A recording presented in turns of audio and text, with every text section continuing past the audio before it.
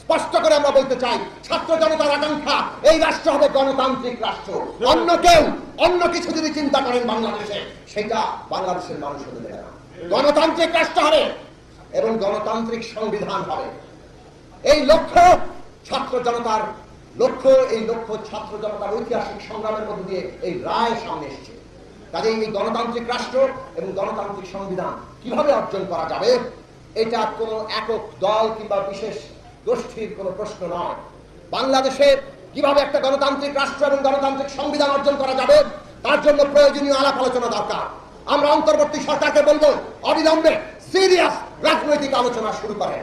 রাজনৈতিক দল, শিক্ষার্থী, ছাত্র সমাজ এবং দেশের শ্রেণী পেশার সমস্ত অংশীজন, স্টেক হোল্ডারকে সাথে নিয়ে সিরিয়াস আলোচনার প্রক্রিয়ার মধ্য দিয়ে একটা জাতীয় কনসেনসাস কিংবা ঐক্যমত্য তৈরি করতে হবে কিভাবে আমরা গণতান্ত্রিক রাষ্ট্র এবং সংবিধানে পৌঁছাবো।